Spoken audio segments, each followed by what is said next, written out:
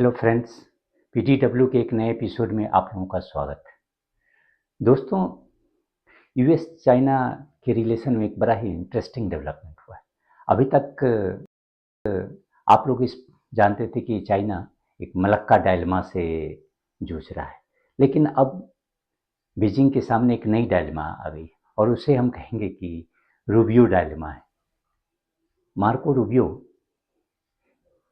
ये Donald Trump के secretary of state इस बार नॉमिनेट हुए और सीनेट से भी उनका कंफर्मेशन हो गया। लेकिन the same the person has been sanction by China twice in 2020। सबसे पहले तो आप देख लें कि जुलाई में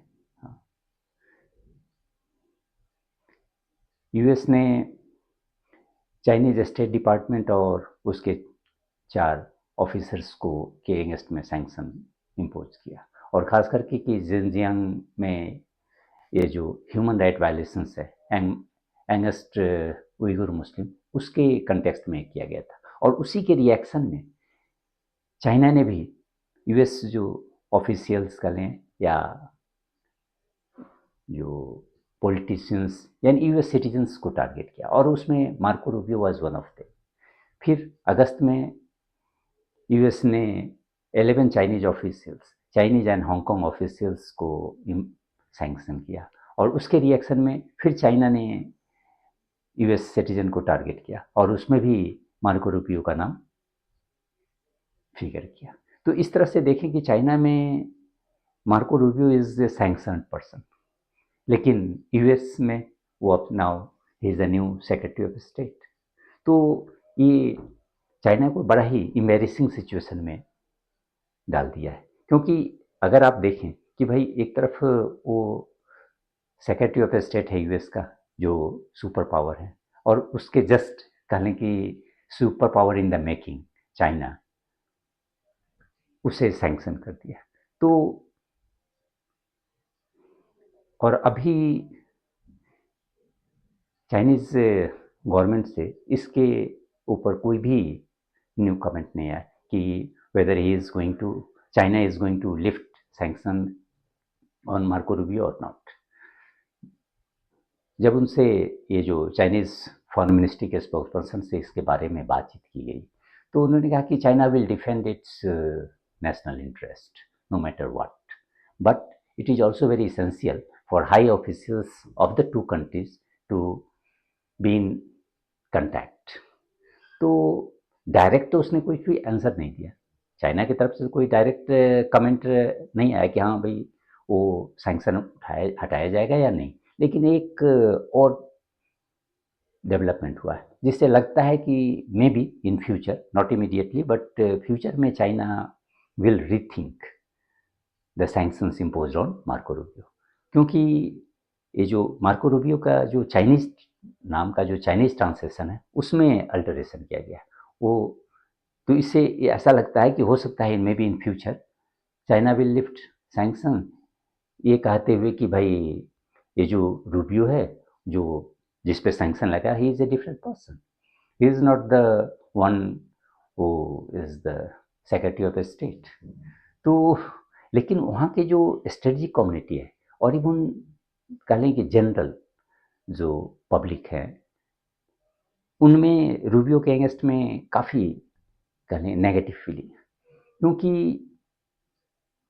Marco Rubio he was a senator from Florida from 2011 to 2025, और इस बीच में उन्होंने हमेशा सीनेट में भी बिल इंट्रोड्यूस किया, एंटी चाइना बिल, और इवन बहुत बार उन्होंने चाइना की काफ़ी क्रिटिसाइज भी की है on various issue, human rights violation या चाइना की जो साउथ चाइना सी में जो पॉलिसी है या एग्रेसिव जो चाइनीज़ डिप्लोमेसी है ऑल ओवर द वर्ल्ड। तो इन सारे मुद्दों पर उन्होंने चाइना की बराबर ही खिंचाई की है। तो इससे और इसी के कारण चाइना में जो उनको जाना जाता है कि he is suppose to be और इनफैक्ट एक चाइनीज स्टेट मीडिया में भी एक आर्टिकल छपे थे जिसमें उससे कहा गया कि भाई he is one of the most radical anti China US politicians. तो इससे आप अंदाज़ा लगा सकते हैं कि चाइना में रूबियो को किस तरह से देखा जाता है। और इसीलिए वहाँ के जो स्ट्रेटजी कम्युनिटी में कहा जाता है कि यदि चाइना सैंक्शन लिफ्ट करता है तो इसका बड़ा ही नेगेटिव मैसेजिंग होगा, क्योंकि बाहर ये जो Chinese sanctions won't be taken seriously. वो समझा जाएगा कि भाई चाइना ठीक है इम्पोज कर दिया है, लेकिन when the time comes it will lift that sanctions. तो nobody will take Chinese sanctions seriously. तो इसलिए उसमें यह परसेप्शन कि नहीं नहीं चाइना को ये करना नहीं चाहिए। लेकिन अगर भाई अब चाइना अगर सैंक्शन को कंटिन्यू करता है तब तो फिर प्रॉब्लम हो जाएगा कि भी दोनों के इंटरेक्शन में भी कि किस तरह से दोनों ही कंट्री के बीच जो मेन डिप्लोमेटिक ऑफिशियल है उनके साथ बातचीत होगी। तो जो अभी because he will be the main interlocutor from US side. और यूएस प्रेसिडेंट डोनाल्ड ट्रंप ने भी कई बार अपनी इच्छा जाहिर की है कि भाई ही will be visiting China very soon. लेकिन कैसे, जब भी अगर प्रेसिडेंट की विजिट होगी तो साथ में फॉरेन मिनिस्टर जो सेक्रेटरी ऑफ स्टेट है उनकी भी विजिट होगी, and he is a sanction person, so how can he visit China. तो एक बड़ा ही डिफिकल्टीज क्रिएट कर दिया है। और इसीलिए कुछ लोग कहते हैं कि भाई यूएस ने ये जानबूझ करके किया, क्योंकि यूएस ये जानता था कि दिस मैन इज सैंक्शन, और उसके बावजूद आप बना रहे हैं, इसका मतलब कि यू आर प्रोवोकिंग चाइना, और in fact you want to show China in a poor light. और इसी को कुछ लोग अपने कहने की काफ़ी प्रैग्मेटिक व्यू से भी देखना चाहते हैं कि वो चाइना को जस्ट एक चाइना पर प्रेशर बिल्डअप करना चाह रहा है यूएस। इसीलिए जो जो मोस्ट एंटी चाइना पर्सन है उसे सेक्रेटरी ऑफ स्टेट बनाया गया। तो उनके हिसाब से कि नहीं, चाइनीज़ गवर्नमेंट को इस पे कोई सॉफ्ट अप्रोच अपनाना नहीं चाहिए। लेकिन और उसी में कहते हैं कि इसलिए भी नहीं अपनाना चाहिए कि अगर आप मार्को रूबियो के जो कन्फर्मेशन के बाद उनका अप्रोच अगर देखें तो काफ़ी एंटी चाइना ही है। शुरू के अभी जो एक दो महीने में जो भी 20 जनवरी के बाद इनकी जो एक्टिविटी हुई है या डिप्लोमेटिक मूव्स हुए हैं, वो उसमें बहुत सारे एंटी चाइना मूव्स, जैसे कि 20 जनवरी को उनका कन्फर्मेशन हुआ, सीनेट कन्फर्मेशन, और 21 को उन्होंने जो क्वाड फॉरेन मिनिस्टर्स की मीटिंग को ऑर्गेनाइज किया, जिसमें चाइना के लिए बड़ा ही स्ट्रॉन्ग सिग्नल दिया गया। क्योंकि अगर यूएस की जो इंडो पैसिफिक पॉलिसी है वो बेसिकली चाइना के जो एग्रेसिव डिजाइंस हैं, और कहने की चाइना की जो असर्टिव मिलिट्री असर्टिवनेस, या उनको कहने की ये जो Chinese design in South China Sea है उसी के अगेंस्ट में। और इसीलिए ये जो सारी जो इम्फेसिस ये जो रूल बेस्ड ऑर्डर या फ्रीडम ऑफ नेविगेशन, इस सारे का मकसद यही है कि टू कंटेन चाइना। तो इसीलिए उनको एक तो उसको देखें, अगर फिर देखें कि 22 को, तो 22 जनवरी को मार्को रूबियो की बातचीत फिलीपींस के जो फॉरेन मिनिस्टर है एनरिक मनालो उससे हुई, और उसमें भी उन्होंने चाइना को क्रिटिसाइज किया for its actions in South China Sea, और even its aggressive designs against Philippines on various islands in South China Sea. उसके बाद अगर देखें तो रूबियो ने पनामा में भी विजिट किया, क्योंकि पनामा में भी जो चाइना ने अपना स्पेस क्रिएट किया है उसके अगेंस्ट में उनका मैसेज था वहाँ के पनामा प्रेसिडेंट। और उसका रिजल्ट हुआ कि जस्ट नेक्स्ट डे पनामा के प्रेसिडेंट ने ये बेल्ट एंड रोड इनिशिएटिव से विड्रॉ करने का अपना जो इंटेंशन है उसको जाहिर कर दिया। तो इस तरह से आप देखें, इनफैक्ट उसके बाद अगर यही नहीं, उन्होंने ये जो वियतनाम के जो deputy prime minister and foreign minister हैं बोइसोन, उनके साथ भी बातचीत। तो इन सारे एक्टिविटी को देख करके जो चाइनीज स्ट्रेटेजिक थिंकर्स हैं उनको लगता है कि कहीं से भी मार्को रूबियो के जो एक्शन में है वो कहीं भी सॉफ्टनिंग नहीं दिख रहा है। ऐसा नहीं लग रहा है कि वो चाइना के प्रति अब पॉजिटिव अप्रोच अपना रहा है। In fact he is pushing his agenda against China on various issues. तो इसलिए उनका कहना है कि नहीं, ये गवर्नमेंट को इस इशू पर कोई भी नरमी बरतने की जरूरत नहीं है, और in fact China will assert it's you know independent position on this issue. लेकिन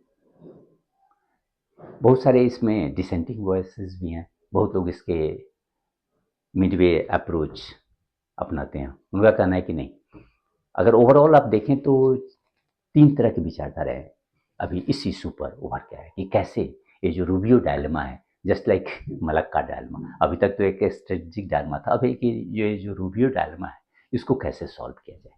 तो कुछ लोग का कहना है कि नहीं, ये जो डायलॉग और सैंक्शंस दोनों बोथ कैन कोएग्जिस्ट। इसलिए कि चाइना को अभी कोई जल्दीबाजी नहीं करना चाहिए कि मार्को रूबियो के ऊपर से सैंक्शन हटाने का।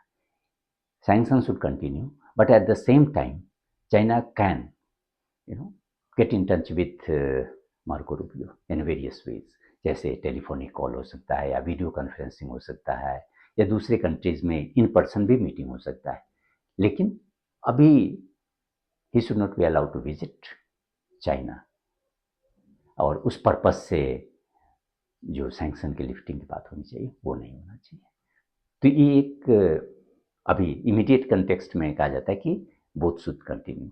लेकिन इसके बाद कुछ लोग कह रहे हैं कि नहीं, ये जो रूबियो का अपॉइंटमेंट है ना, ये बड़ा ही सोची समझी चाल है ट्रंप एडमिनिस्ट्रेशन की, और इसीलिए उन ये जो भी चाइना हॉक्स हैं, कई हैं चाइना हॉक्स, सो उन लोगों का अपॉइंटमेंट हुआ, और that is just a deliberate tactic. लेकिन चाइना को इस बात को नहीं भूलना चाहिए कि इस यूएस एडमिनिस्ट्रेशन में Trump will be the ultimate decision maker. ये जो हॉक्स हैं ये फाइनल डिसीजन मेकर नहीं है। They will be certainly they will be able to influence to some extent but not, और इसीलिए चाइना को का सारा जो फोकस होना चाहिए वो ट्रंप पे होना चाहिए, ना कि सेक्रेटरी ऑफ स्टेट पे, क्योंकि if Trump decides all these hawks will follow them. और इसी के साथ कहने की एक न्यू जो होप है लोगों में, वहाँ के चाइनीज जो कम्युनिटी में, कि मार्को रूबियो का कोई खास सपोर्ट जो ट्रंप का जो मागा बेस है, मेक अमेरिका ग्रेट अगेन, उसमें मार्को रूबियो के प्रति कोई खास सिंपैथी नहीं। सो मे बी इन फ्यूचर और इन द रिसेंट टाइम्स वो प्रेशराइज कर दिए जाएंगे, या he will be sideline, he may be force to step down. ये जस्ट एक उनकी विशफुल थिंकिंग है, और ये कहने की Chinese scholars are hoping against hope that somehow Rubio will be sidelined, and इसीलिए चाइना को वेट करना चाहिए for some more time instead of moving ahead and to lift the sanctions. लेकिन ये सारी जो चाइनीज जो सोच है वो डिफरेंट एंगल से एक तरह से कह सकते हैं कि वो ठीक है, आप you can test the waters for some more time, but इसका माने अभी तो ऐसा नहीं कहीं दिख रहा है कि ये जो ट्रंप एडमिनिस्ट्रेशन में इमीडिएट, जैसे फर्स्ट एडमिनिस्ट्रेशन में होता कि बार बार जो सेक्रेटरी ऑफ स्टेट या नेशनल सिक्योरिटी एडवाइजर का बदलाव होता था, उसकी उम्मीद इस बार नहीं है, क्योंकि इस बार प्रेसिडेंट ट्रंप ने उन्हीं लोगों को अपने जो की पोजीशन पे अपॉइंट कर रहा है जो उनके काफ़ी लॉयल है, यानी loyalty is the main criteria apart from their expertise. और उस हिसाब से अगर देखें तो मार्को रूबियो को बड़ा ही बाईपार्टीसन सपोर्ट है। तो इसीलिए ये कहना कि वो मागा बेस जो वोट बेस है डोनाल्ड ट्रंप का, उसमें रूबियो डजंट एंजॉय सपोर्ट, मैंने ये कहना उचित नहीं होगा। और इसलिए ये चाइनीज लोगों का ये उम्मीद करना कि रूबियो में भी साइडलाइन और force to resign after some time, I don't think this is going to happen. And in fact, China should be proactive in engaging US through secretary of state. क्योंकि अगर आप देखें बैक में India और US का relation, तो 2014 में जब नरेंद्र मोदी प्राइम मिनिस्टर के रूप में उभर के आए इंडिया में, तो उसके पहले यूएस ने उनके ऊपर सैंक्शन लगाया हुआ था। He could not get as Gujarat chief minister visa to visit US. लेकिन जैसे ही उनकी नियुक्ति प्राइम मिनिस्टर के तौर पर हुई, तो यूएस ने अपना सैंक्शन हटा लिया, क्योंकि वो जानते हैं कि भाई नेशनल इंटरेस्ट डिमांड्स इट। और उस समय का जो स्ट्रेटेजिक और जियो पॉलिटिकल कैलकुलेशन में था कि भाई इंडिया और China US they should work together to in different fields, और उसके लिए ज़रूरी था कि यहाँ के प्राइम मिनिस्टर के ऊपर जो सैंक्शन लगा हुआ है उसको हटा दें। और same thing I think China should do, इसलिए कि चाइना को इस थिंकिंग में स्टक नहीं होना चाहिए कि भाई हमें प्रोवोक किया जा रहा है, एक सैंक्शनड पर्सन को सेक्रेटरी ऑफ स्टेट बनाया दिया गया। इनफैक्ट चाइना को ज़्यादा प्रैग्मेटिक व्यू पॉइंट से इस होल चीज़ को देखना चाहिए, क्योंकि चाइना को अगर अपना नेशनल इंटरेस्ट को स्ट्रेंथन करना है या अपने जो रिलेशन यूएस के साथ सुधारनी है, तो भाई you have to deal with secretary of state no matter who is. वो सैंक्शन है ना सैंक्शन नहीं है, उस पर कोई अंतर नहीं पड़ता है। आपके लिए यही अच्छा होगा कि भाई आप उससे सैंक्शन इमीडिएट इनफैक्ट हटाना चाहिए, और that will facilitate. In fact China can claim that it is a goodwill gesture towards US कि हम एक सैंक्शन जो पर्सन इंडिविजुअल को है उसको हम अलाउ कर रहे हैं अपने यहाँ आने के लिए। अब उनके सेक्रेटरी ऑफ स्टेट अपॉइंटमेंट के बाद अब उनसे हम सैंक्शन हटा रहे हैं। तो instead of showing a goodwill gesture, China continues to persist, or in fact China continues to maintain कहने की well of uncertainty over this issue. तो इसमें चाइना का ही नुकसान होगा ना कि यूएस का। US will continue what it does, और इनफैक्ट यूएस की जो पॉलिसी है तो भाई वो अभी भी एंटी चाइना ही है। सारे जो इंडो पैसिफिक पॉलिसी है उसका पर्पस तो एंटी चाइना ही है, क्योंकि वो चाह रहा है कि भाई ये चाइना अपना करने की मसल पावर यूज करके जो सारे नेबरिंग कंट्रीज और इवन इनफैक्ट पूरे एशिया में जो अपना डोमिनेंस स्थापित करना चाह रहा है उसको रोका जाए। और इसलिए यूएस चाह रहा है कि भाई यूएस का इंटरेस्ट इसमें है कि भाई एशिया को मल्टीपोलर रखे, और बहुत सारे जो एशियन कंट्रीज है लाइक इंडिया है, ऑस्ट्रेलिया है और इवन जापान है, सबों का इंटरेस्ट इसी में है कि multiple centres of power should be there in Asia. तो उस वे में तो चाहे यूएस की पॉलिसी में कोई खास चेंज नहीं आएगा। In fact it will be better for China to lift sanctions and resolve this Rubio dilemma, नहीं तो प्रॉब्लम कंटिन्यू रहेगा।